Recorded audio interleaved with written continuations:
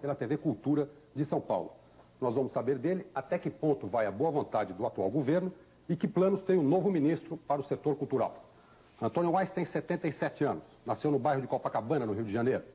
Entre outras coisas, ficou conhecido como tradutor para o português de Ulisses, do escritor irlandês James Joyce. Filólogo, crítico literário, enciclopedista e diplomata, Wise ocupa há 21 anos uma cadeira na Academia Brasileira de Letras. Presidente de honra do Partido Socialista Brasileiro, estabeleceu como prioridades de seu trabalho no Ministério o apoio ao cinema, a aprovação pelo Congresso da unificação ortográfica com os países de língua portuguesa e a defesa do patrimônio histórico nacional. Lembramos que o Roda Viva também é transmitido pela TVE do Ceará, TV Minas Cultural e Educativa, TVE do Piauí, TVE da Bahia, TVE de Porto Alegre e TVE do Espírito Santo. Para entrevistar Antônio Wise esta noite no Roda Viva, nós convidamos Arnaldo Jabor, jornalista da Folha de São Paulo, o diretor de teatro Cacá Rossetti, Celso Nutti, secretário editorial da Editora Abril, Hamilton dos Santos, do jornal O Estado de São Paulo, a escritora Lígia Fagundes Telles, o jornalista e escritor Ivan Ângelo, a secretária municipal de Cultura de São Paulo, Marilena Chauí. Lembramos aos telespectadores que, como esse programa foi gravado, não haverá perguntas por telefone. Boa noite, ministro. Segundo os jornais, o senhor foi o 6º convidado para o Ministério da Cultura. Os outros 5 recusaram e o senhor finalmente aceitou. O senhor diria que faltou aos outros 5 espírito cívico ou sobrou coragem ao senhor para tratar de cultura num país como o Brasil? Muito boa noite. O senhor está, nesse instante, revelando uma coisa que eu não sabia, que haviam sido convidados 5 anteriormente a mim. Eu, quando fui convidado, evidentemente, levei em conta a circunstância em que nós estamos do ponto de vista político. Eu estou muito solidário com este governo que emergiu nesta conjuntura. Acho que era uma questão de saneamento político brasileiro e, evidentemente, dei um crédito de expectativa e de honra para esse governo que emergiu na pessoa do vice-presidente da República. Em consequência disso, quando fui convidado, sem saber se outros haviam sido ou não, e continuei a ignorar os nomes dos outros, houve... Eu vou fazer até um parênteses a esse respeito. Eu estive tentando ver se fazia um ou outro ministro. Quer dizer, tanto eu não presumia que havia outros, que eu estive vendo se poderia ajudar na obtenção do posto para fulano ou beltrano. Que ministros o senhor tentou fazer? Hein? E por que não conseguiu? Não consegui porque fui convidado.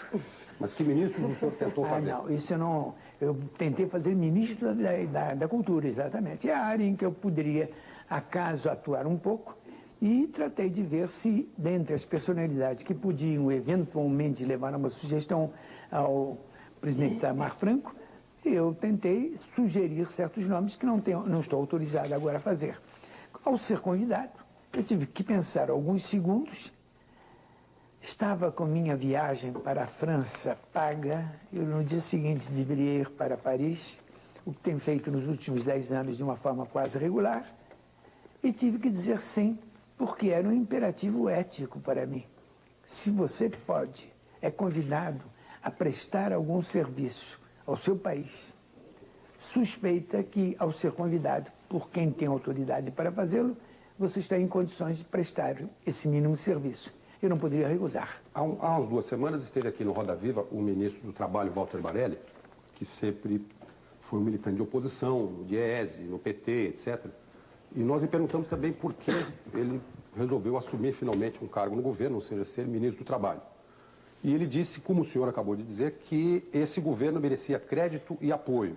Então eu lhe pergunto, como eu perguntei ao ministro Marelli, o senhor acha que esse governo merece crédito e apoio pela sua origem, ou seja, nesse movimento que desagou no impeachment, ou pela sua essência, pelas pessoas que o formam, independente de como chegaram ao governo? Não, eu tenho a impressão de que os 2 componentes existem.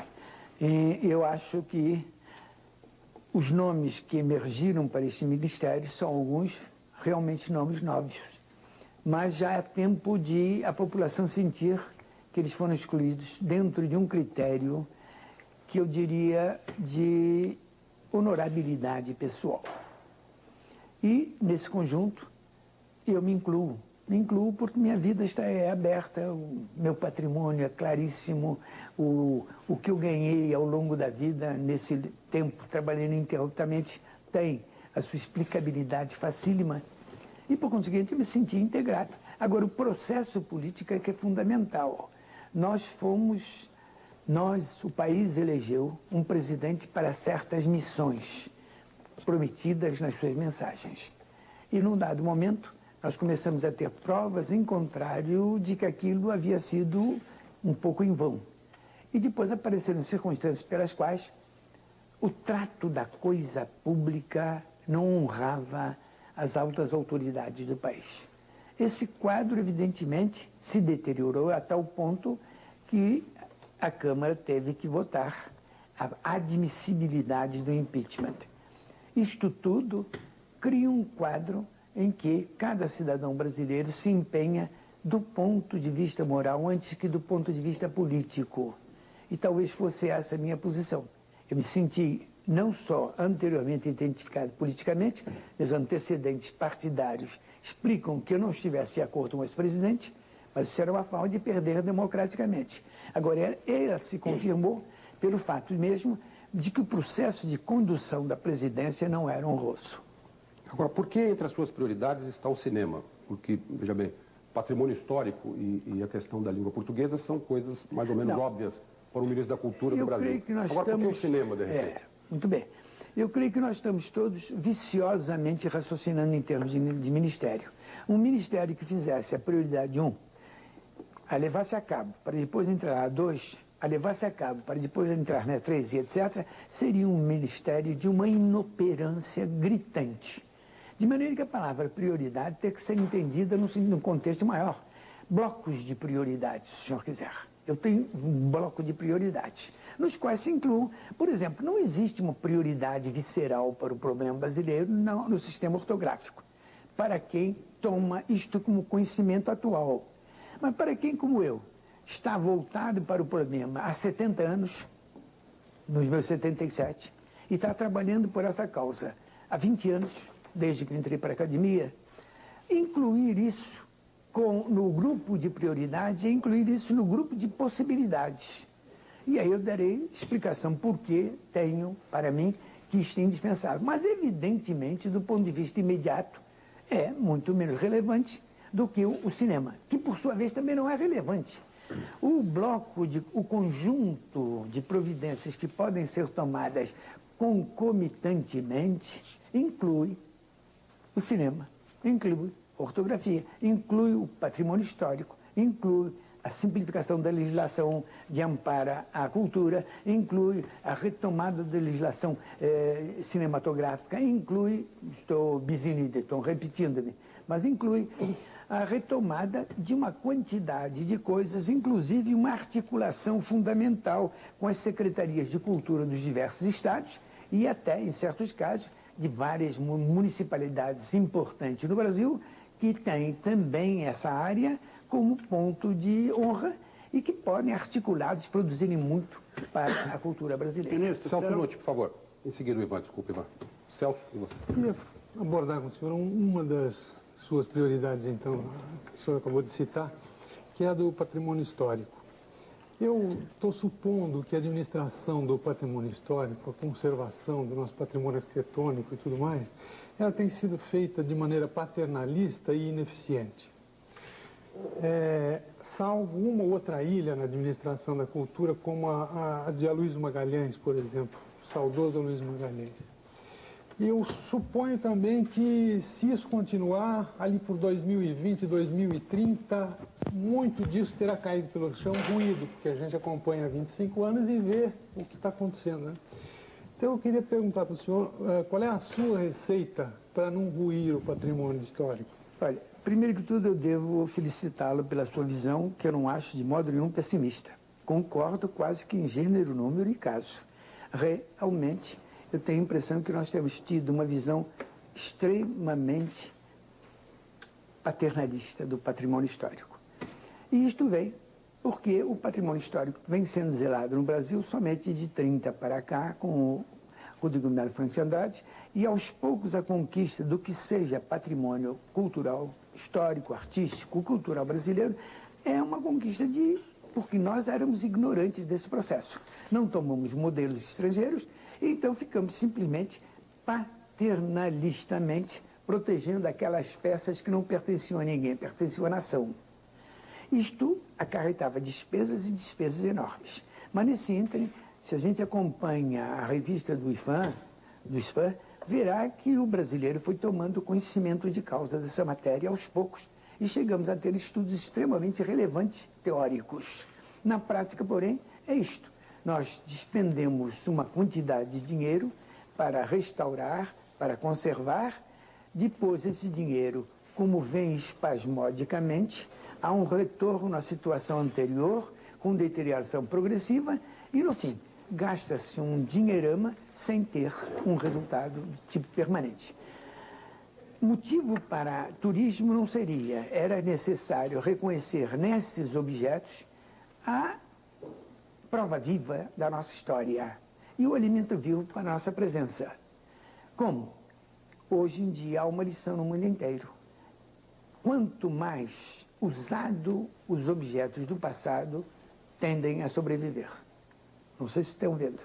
Quanto mais usado, tendem mais a ver. Coincide com a visão de Aloysio Magalhães, que é envolvimento da comunidade, certo?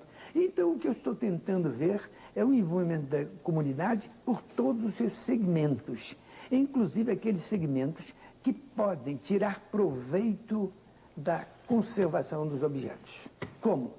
Se um banco tem condições de instalar uma agência sem desnaturar o objeto artístico ou patrimonial nesse local, qual é o inconveniente que ele faça desde o momento que ele aceite num comodato as condições pelas quais aquele uso deve ser feito? Quer dizer, preservar, manter, cuidar, acarinhar aquele objeto e, ao mesmo tempo, dentro dele, fazer os usos que um banco pode fazer sem dilapidar nada do seu patrimônio. Então, esta é a visão que eu estou tentando ver se posso, não direi vender, se eu posso iniciar, na esperança de que se vire prática viva, porque será uma prática viva extremamente econômica para a sociedade e proveitosa para ela. Poderiam voltar aos planos que o senhor estava enumerando aqui há pouco. O senhor falou de algumas medidas, mas não se referiu a um aspecto que o Estado de São Paulo, o Jornal da Tarde, publicaram uma entrevista do Ferreira Goulart, dizendo que vai ser o diretor do IBAC, né? Instituto Brasileiro de Arte e Cultura, e dizendo que serão reativadas as fundações que foram desmanteladas pelo governo Collor, tipo Funarte, Fundacem e a Fundação do Cinema Brasileiro e tal.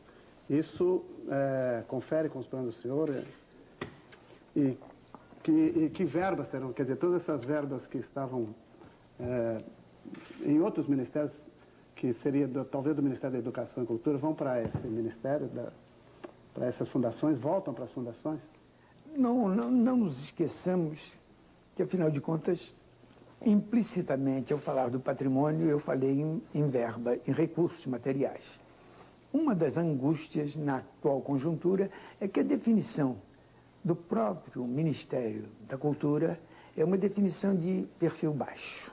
Tanto assim que, teoricamente, ele tem como percentual dentro do nosso orçamento algo como 0,04.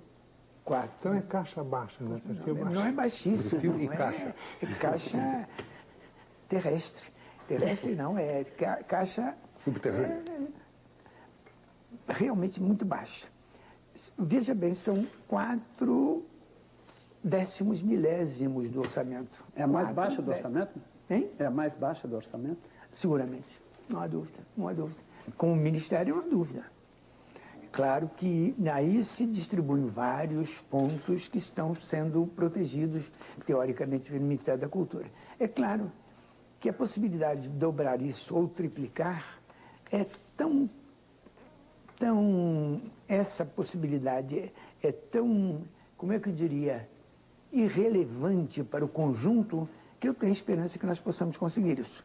Claro que se nós conseguirmos o 1% desejado, teoricamente, como bom para um Ministério da Cultura nos quadros do nosso, isso será 25 vezes mais. 1% será 25 vezes mais do que nós temos. Não estou aspirando a tanto. Inclusive, nessas coisas, muito frequentemente, quando se duplica, triplica, centuplica, não se sabe nem como absorver.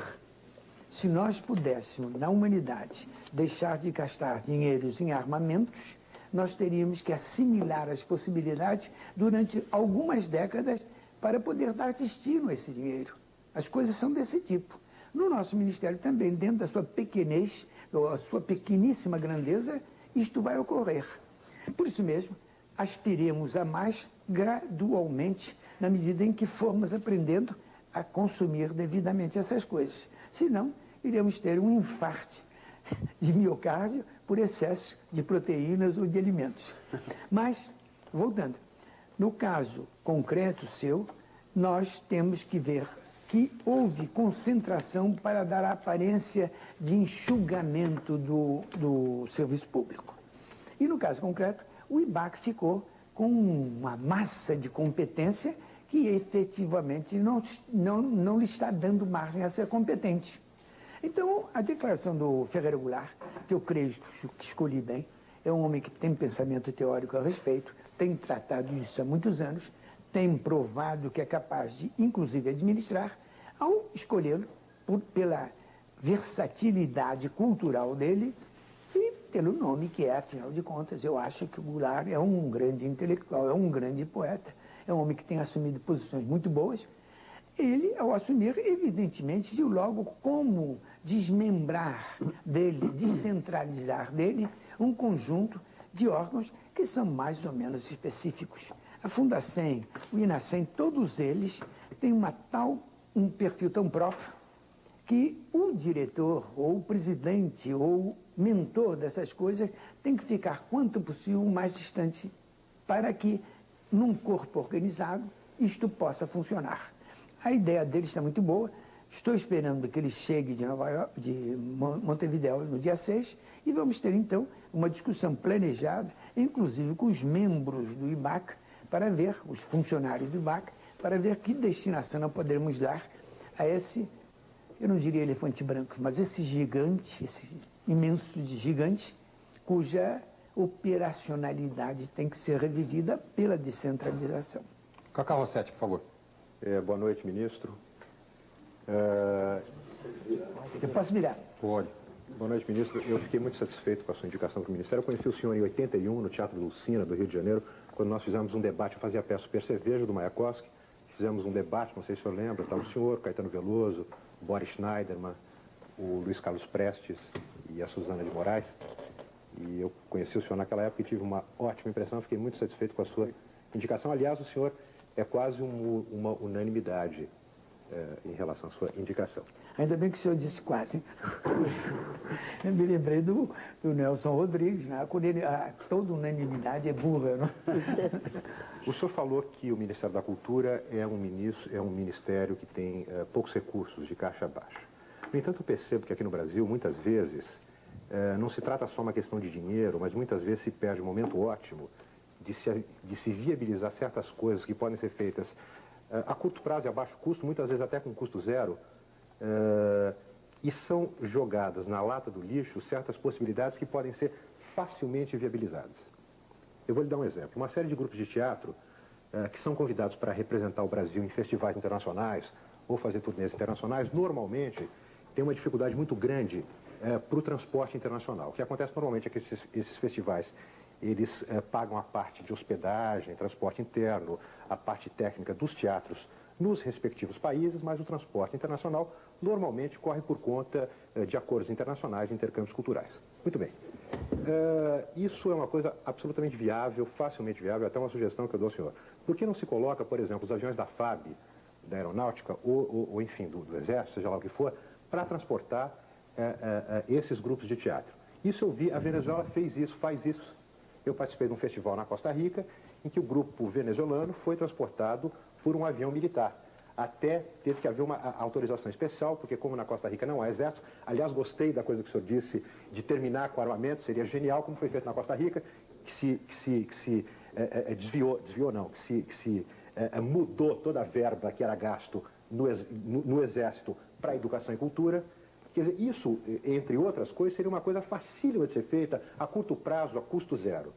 Como é que o senhor vê essa sugestão e outras possíveis coisas que podem ser viabilizadas a curto prazo e que muitas vezes são emperradas pela burocracia, pela falta de vontade política, por uma certa preguiça e por todo esse tipo de coisa? O senhor veja que o seu entusiasmo ficou um pouco achatado pelas frases finais. Realmente não é nada fácil a proposta que o senhor faz. Para que nós façamos, num processo democrático, criemos o consenso de, por exemplo, diminuir as Forças Armadas brasileiras, que, de outro lado, têm uma função social extremamente grande, não pode ser feita senão pensando como executar as tarefas cumpridas por ela para continuar a cumprir. Por exemplo, até que ponto as nossas forças aéreas estão em condições de serem mobilizadas para esse serviço civil? É uma questão a perguntar. Confesso ao senhor que se isso for possível, é óbvio que nós deveremos solicitar essa colaboração. Isso é perfeito. Mas é um pormenor dentro de um conjunto de outras medidas. Por exemplo, a história mesmo dos festivais de teatro no mundo. Eles não ocorrem com tamanha abundância e não vão beneficiar tantos atores brasileiros.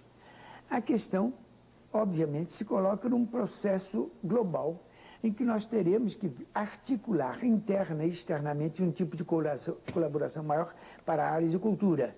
Neste momento, existe no Ministério das Relações Exteriores um chefe de departamento cultural extremamente interessado nessa mobilização.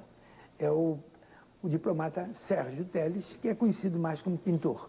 Ele é um bom pintor, com certa notoriedade externa, e está muito empenhado nisso. Com o nosso senador Fernando Henrique Cardoso, obviamente ele vai ser bem recebido. A articulação entre o Ministério da Cultura e o Ministério das Relações Exteriores, em que estes desejos seus poderão se consubstanciar, apenas agora está se iniciando.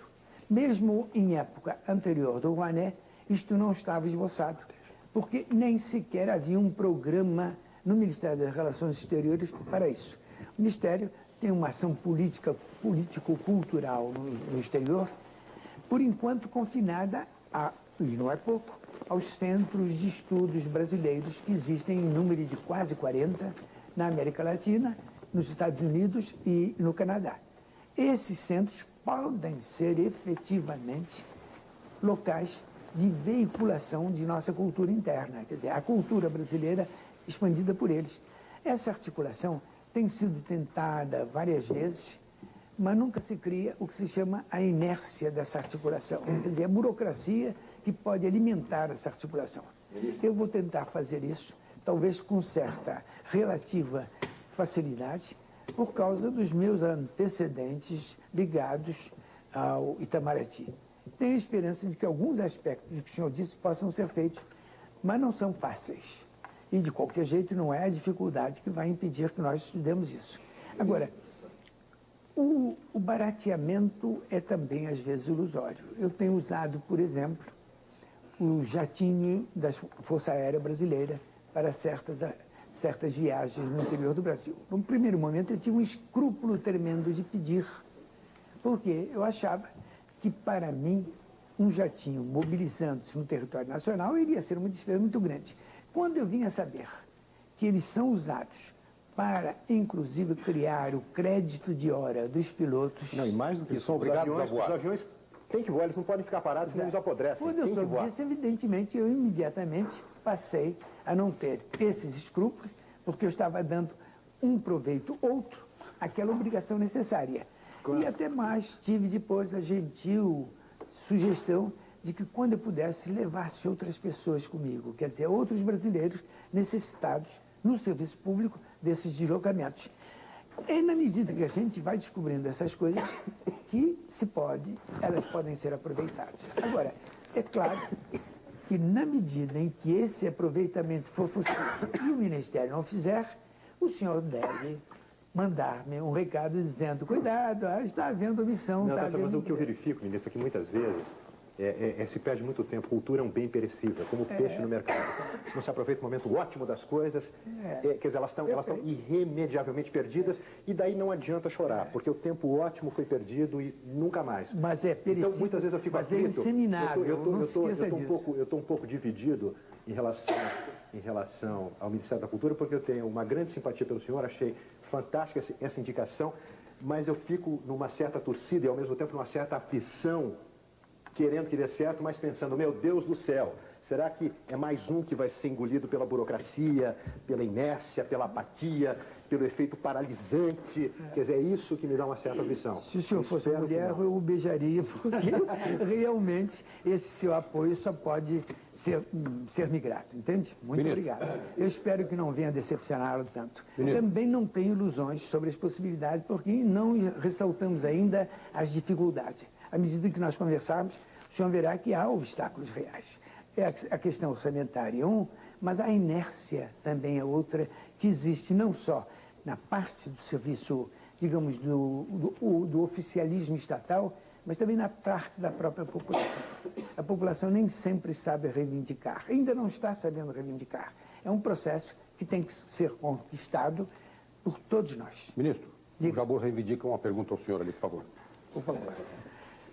Ministro, é o seguinte, pelo que o senhor falou sobre o negócio do patrimônio histórico e pela experiência que eu tenho acompanhando os outros ministros da cultura que houve, os secretários de cultura, desde a época da ditadura até a nossa querida democracia, eu vejo o seguinte, quer dizer que, primeiro, uma coisa inexplicável que eu até agora não consegui descobrir, que depois que a democratização do Brasil se deu, a cultura dançou. Houve uma queda pavorosa da produção cultural e a competência dos Ministérios da Cultura de 85 para cá foi uma coisa absolutamente desastrosa. O senhor não pode comentar isso eticamente, eu posso. Eu acho que os ministros todos que houve até agora, eles foram realmente engolidos pelo que ele chamou de burocracia e pela falta de dinheiro, como o senhor falou também. Então, eu acho que na época da ditadura tinha dinheiro, petrodólares, etc., e havia até uma motivação ao contrário por parte dos produtores de cultura de alguma forma criticar uma ditadura que até os alimentava financeiramente. É uma coisa muito interessante esse processo, que nunca foi estudado. Quer dizer, nós éramos alimentados pelos dólares internacionais que alimentavam os Estados gigantes, mas isso é outra conversa. O senhor não acha que a solução, eu tenho a impressão que se o senhor, ou qualquer ministro da Cultura, se tiver a fazer um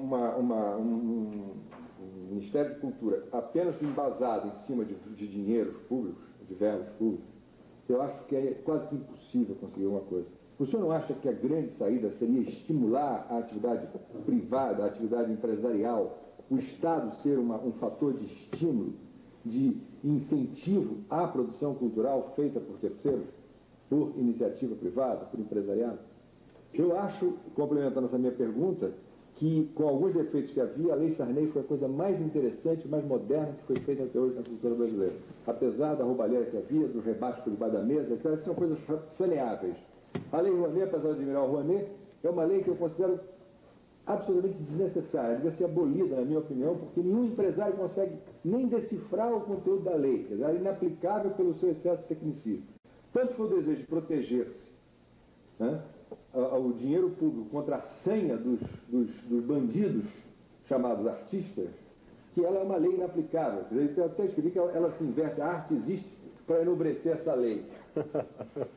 Entendeu? Então, que pergunta que eu lhe faço é essa. Pergunta e ao mesmo tempo eu lhe peço que o senhor faça, quer dizer, que o senhor privatize a cultura brasileira. Não se trata de privatizar, trata-se de dar à atividade privada a liberdade que ela necessita para apoiar a atividade cultural. E essa é a fórmula na qual nós dois concordamos plenamente.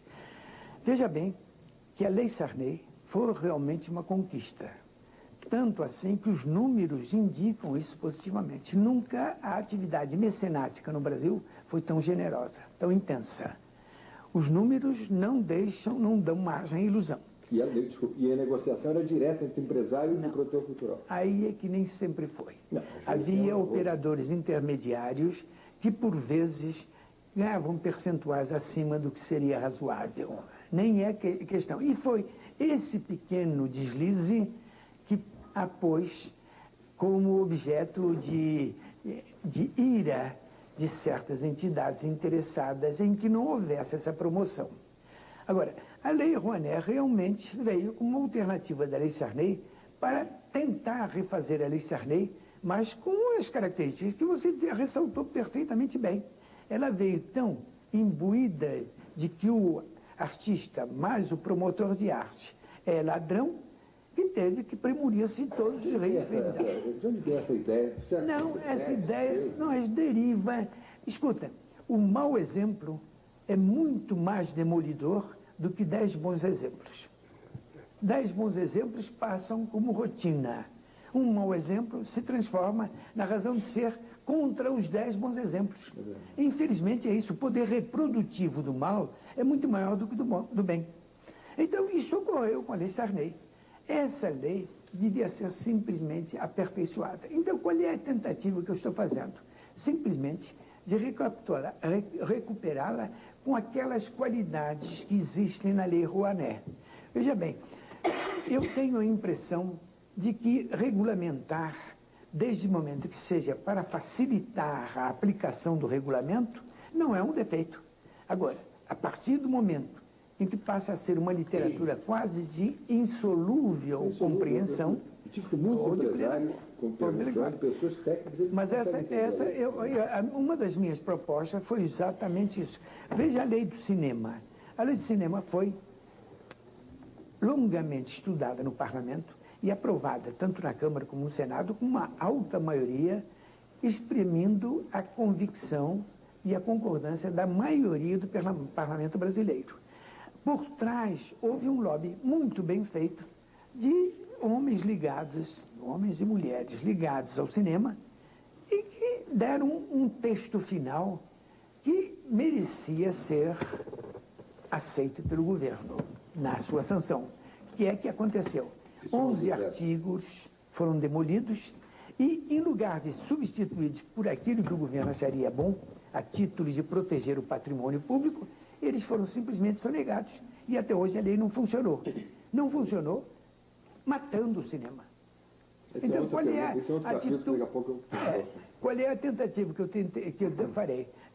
De propor ao presidente a devolução dessa lei, na sua íntegra, ao Parlamento, para que ele, de novo, a consagre como foi primitivamente, ou tão próxima do que foi primitivamente concebida, a fim de que ela se torne lei, porque já neste caso não haverá o interesse pelo veto. É óbvio que se puder melhorar um pouquinho, far-se-á isso. Claro, claro. Mas essa lei é um exemplo do que pode ser feito. Mas essa é a lei do cinema? Do cinema. Não, mas quando eu disse a outra, estou de pleno acordo, e é uma... Eu pretendo, pelo menos, dentre outras coisas, as 3 que eu discriminei ainda agora, e mais essas 2 leis, como objetivo meu. As 3 leis. A lei da ortografia, a lei do cinema e a lei do mecenato. O mecenato com esse fundo de cultura que tira um percentual mínimo da Loteria Federal, de alguns jogos que venham a ser implantados. Isso se faz em todo lugar do mundo, é perfeitamente justo. Isso criará um fundo bastante para amparar inúmeras outras atividades culturais que não podem funcionar sem um arrimo, sem um impulso material do Estado. Ministro, Marilena Chaui tem uma pergunta, por favor, depois da Lígia Fagundes Telles. Bom, omiti a área de livro, perdoe, meu amor. Eu vou falar dela, vou lhe fazer uma pergunta, mas... bom, eu acho que em certos casos a unanimidade não é burra, não. Em torno de você é uma unanimidade lúcida e agradecida de nós todos. Vendo de você vale 1000 vezes.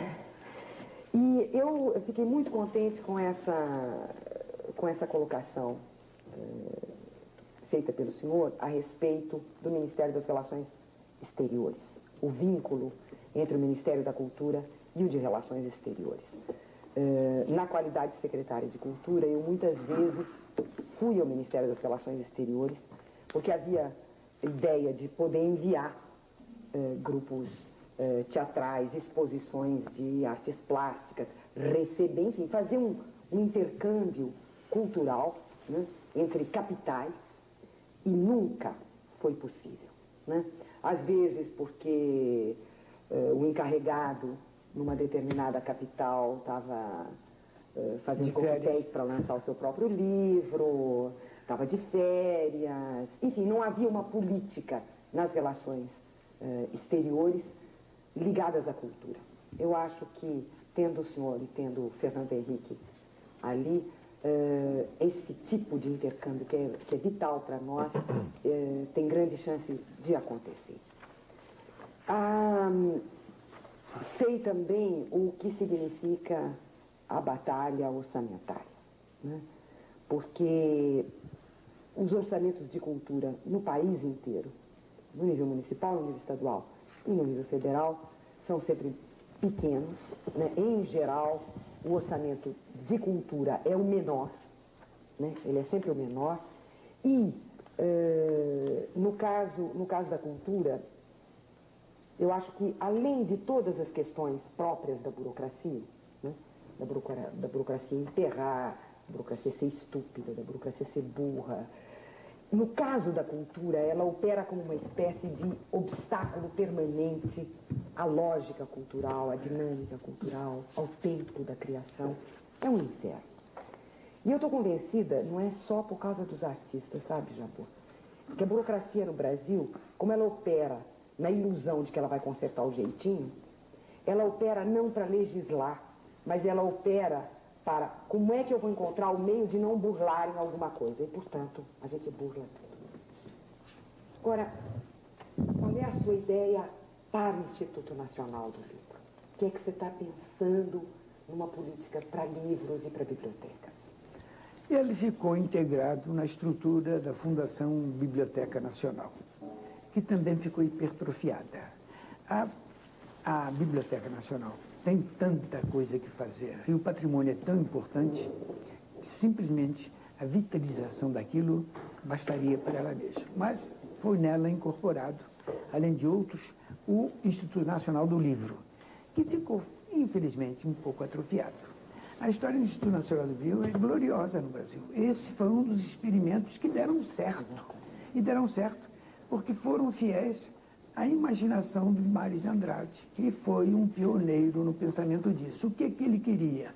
Um instituto que, por iniciativa do Estado, fizesse na área da cultura do livro aquilo que a cultura privada não queria fazer. E nós estamos carentes de uma quantidade de publicações e de pesquisas e de autores que não eram comercializáveis, não eram vendáveis. Em época do nosso Augusto Maier, que por outros aspectos pode ser criticado, nesse ele foi perfeito. O ciclo de Augusto Maier foi de uma previdência absoluta. Os títulos que estão sendo reeditados pela iniciativa privada foram experimentados por ele. Curtius é obra dele, por aí outros tantos. Essa função nada substituiu ainda. E nós temos que fazê-la renascer. Paralelamente, existe no Ministério da Educação uma entidade que pode prestar um serviço colossal ao ensino de base, que é a FAI. Se nós conseguirmos um acordo entre o Ministério da Cultura e a FAI e o Ministério da Educação nesse respeito, eu tenho a impressão de que, por um mero convênio entre os dois ministérios, pode haver um renascimento de ambas as faixas. A FAI tem uma capacidade de distribuição que é acima de qualquer distribuidora de livros no Brasil. E ela, a título não oneroso, poderá fazer isso para os editores privados, que terão seus livros circulando pelo Brasil inteiro, com uma diminuição de carga de despesas bem substancial. Essa é a linha que eu estou imaginando poder fazer e que, para ser implantada, é lenta, infelizmente, porque são duas burocracias instaladas. As burocracias instaladas, elas são, por definição, como a burocracia deve ser inerte.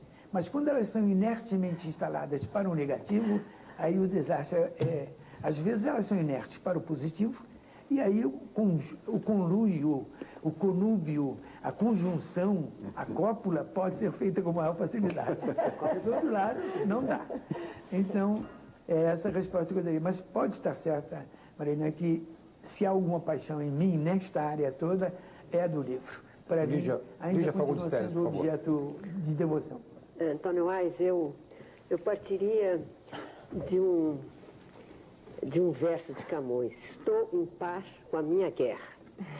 Esta guerra que Antônio Ais acabou de assumir e que diz tanto respeito ao escritor, como escritor que Antônio Ais é, eu gostaria de te perguntar, Antônio Ais, em que sentido a pergunta de Maria Helena Chauí está muito vinculada a esta minha, em relação ao livro, porque eu vejo o momento escritor tão marginalizado, tão desamparado dentro desse colonialismo que existe no Brasil, evidentemente cada vez maior. Quanto pior vai, quanto mais denegrida a reputação de um país e os políticos, essa confusão, esse caos, quanto pior fica, pior então fica justamente a reputação em relação aos artistas. Os artistas é como se, enfim, e os escritores, voltando ainda a um poeta, Ezra Pound, dizia que quando a literatura de um país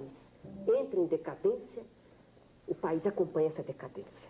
Então, pode ser um exagero, mas eu vejo, então, nesse instante, e nos outros instantes também, sempre a literatura marginalizada, posta assim como uma coisa que não tem a menor importância. Isso devido, evidentemente, Antônio Ais sabe, o número de analfabetos que nós temos nesse país, acho que 36 ou 37 milhões, e daqueles que vivem em estado de penúria, correspondendo a esse número de analfabetos. Então a bandeira, portanto, da cultura está completamente enleada na bandeira da educação.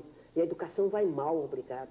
Então, eu pergunto, Antônio Ais, nessa guerra, voltando, então, fazendo... E eu parti de um verso, porque o presidente Itamar Franco parece que gosta de poesia. Se ele estiver nos ouvindo, eu ouvi que ele gosta de Carlos Drummond de Andrade e de Fernando Pessoa, tem bom gosto. Então eu estou querendo seduzir, através do ministro Antônio Ais, o presidente da República, para que pense um pouco nisto, nessa forma da literatura brasileira está tão desamparada dentro de um país que vai mal e, portanto, é um país colonizado, cada vez mais colonizado, cada vez mais nos voltamos como girassóis deslumbrados para o exterior, para a literatura estrangeira, quando aqui a literatura é da melhor qualidade. Eu não ouso mais dizer que o Brasil é um país do terceiro mundo, que em vários setores nós somos sim do primeiro mundo, a literatura brasileira, o cinema, o teatro e outras atividades, enfim, várias pessoas estão lembrando de outras. Então, eu dou uma volta, mas agora voltando então ao início do verso, estou em paz com a minha guerra. Que guerra, Antônio Ais, é esta que você vai iniciar, e já iniciou evidentemente, pensando tão especialmente nesse ofício que é o seu e que é o meu, que é o ofício de escrever, a luta com a palavra. Então, a Marilena justamente lembrou o livro, e além do livro, qual seria uma forma da literatura brasileira que representa tão bem esse país, através desse ministério que vai, sim, olhar por nós? Então, quais seriam as fórmulas que o Antônio Ais encontraria para pensar nesse escritor que não pode, o escritor não pode chegar para o empresário, como fazem os cineastas, como fazem os teatrólogos, e chegar, olha aqui, olha meu livrinho, patrocínio. Não. Então, que medidas, Antônio Ais, que batalha, que guerra é essa para você ficar em paz quando terminar, e espero que dure tanto a sua administração, sua gestão? Que guerra é esta que você proporia para essa escritora que está com toda a coragem da esperança, hein? Toda a coragem da esperança voltada para esse ministério nesse instante? minha imortalíssima colega. Eu devo dizer que há certas atividades humanas que ainda são, felizmente, na maioria dos casos, artesanais. Um autor de uma obra literária é um autor isolado no mundo. Completamente. Completamente. Ele não tem a participação de um cineasta, que sozinho não existe. Ele não tem a participação de um ator teatral, que sozinho não existe. Os monólogos, hoje em dia, existem episodicamente. Eu quis mostrar que há um caso ou outro, mas não mais. Mas mesmo esse monólogo tem que ser montado com o concurso de uma quantidade de outros operadores para que ele exista. O escritor é um isolado. Eu não falo do escritor para fins didáticos. E note bem que dentro das possibilidades brasileiras há duas literaturas que estão prósperas, relativamente. Tanto a didática quanto a infantil. E essa é uma esperança. Essa é uma esperança no sentido seguinte: não se faz leitor a não ser na infância. E na medida que você inculca a leitura infantil, você tem esperança de que haja leitor. Mas a realidade é que, tirando esses dois aspectos, a literatura no Brasil é objeto de consumo de um livro per capita, per annum, desde 1920. O que significa isso? Que comparado com a Finlândia, por exemplo, os invernos lá são gloriosos, eles consomem 24 livros por ano. A França consome em torno de 16. Então, nós com um consumo de um livro por ano por per capita, qual é a causa disso? A causa é porque realmente o diagnóstico já está feito e eu vi com extrema satisfação isso repetido na primeira reunião interministerial pelo ministro da Educação, no qual estou fazendo muita fé. Ele, em lugar de, como os ministros de educação tradicionais, falar da deficiência do ensino superior e do ensino secundário, ele foi um ensino de base. O ensino de base no Brasil, o ensino de base na França, na Alemanha, na Inglaterra, quando solta a criança aos 16 anos, porque até os 16 anos ele é obrigada universalmente a frequentar, foi investido nessa criança foi investido um mínimo de 24.000 horas de estudo. Você sabe qual é a média em abstrato do brasileirinho de 16 anos? 1.500. Com 1.500 horas, você não faz leitor nenhum. Nem cria capacidade para o exercício de 90% das profissões humanas existentes hoje em dia. Isto dá esse índice mínimo de 70% dos analfabetos funcionais brasileiros. Quer dizer, seres que não leem, embora tenham tido, teoricamente, um preparo. Esse quadro, minha querida, só vai modificar quando o número de livros dobrar, triplicar, quadruplicar, não pela produção, mas pelo consumo, quando o número de leitores multiplicar dessa forma. E isto é uma operação, infelizmente, miraculosa, mas lenta. O resultado de um ensino de base longo é que pede, pelo menos para a primeira aferição, os 8 anos necessários, uns 9 anos necessários. Aí vem a coisa, com um grande senador da República, que eu admiro e consagro, e cujo nome eu omito, porque admiro e consagro, mas vou criticá-lo, e por isso é que eu terei que fazer essa omissão incidente. Ele estava falando na progressão do número de anos por estudo. 2 anos, 4 anos, 6 anos, 8 anos, 10 anos. Eu disse, não importa. Eu disse, como? Se importa saber quantas horas por dia a criança vai ter durante esse período. Ter uma escola de 10 anos com 1 hora por dia não adianta. Ministro, nós voltaremos seguramente a esse assunto no próximo bloco. Precisamos fazer um rápido intervalo.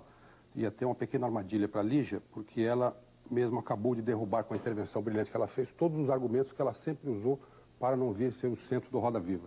Então hoje ela provou aqui que ela tem condições de ser e não tem o medo que ela sempre diz que tem de sentar naquela cadeira.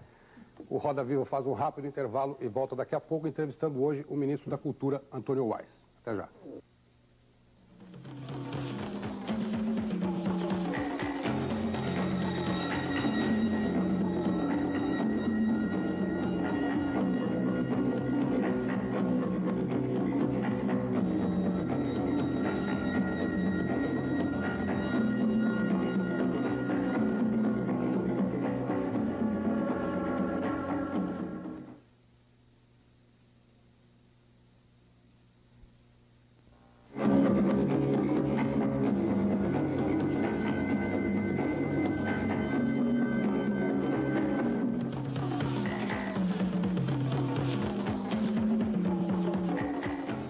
Voltamos com o Roda Viva, que hoje está entrevistando o ministro da Cultura, Antônio Walz.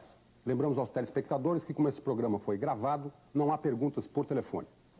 Ministro, no primeiro bloco, o senhor se referiu às burocracias instaladas por aí e, ao mesmo tempo, numa entrevista aos jornais, o senhor falou, se isso não é uma malandragem, o senhor disse que é um ingênuo senhor no Ministério da Cultura. Em se considerando um ingênuo senhor no Ministério da Cultura, como é que o senhor vai enfrentar essas burocracias instaladas que não tem nada de ingênuas? Eu empreguei a palavra ingênua no sentido de puro, de ainda não maculado. De maneira que aí está a resposta. Claro que não estando maculado, eu vou lutar contra elas na medida da minha pequena bravura, mas vou lutar. É nesse sentido que eu não me sinto um inexperto em face da vida, um inexperimentado em face da vida, não. Eu tenho experiência que a minha idade dá. E os meus amores me deram. De maneira que este é o sentido da palavra. A palavra foi tirada de um contexto em que, na minha sequência, eu queria dizer ingenuidade, quer dizer, a pureza de enfrentar. Hamilton, tem uma pergunta, por favor. Secretário, ainda que seja um debate ainda travado assim, em setores muito especializados, mas que, como se transformou numa das suas prioridades, que é a aprovação do projeto da reforma ortográfica, evidentemente o senhor perde um pouco de unanimidade aí nessa área. Mas eu tenho uma pergunta mais objetiva para fazer e que talvez exija do senhor uma reflexão mais longa. Eu me lembro que mais ou menos na década de 40, no final da década de 40 ou começo da década de 50, o professor e crítico Antônio Cândido dizia que a língua portuguesa é uma língua desgraçada porque ela não era suficientemente polida pelo pensamento, consequentemente inadequada para o pensamento. Eu queria que o senhor falasse sobre em que a reforma ortográfica poderia contribuir para esse polimento.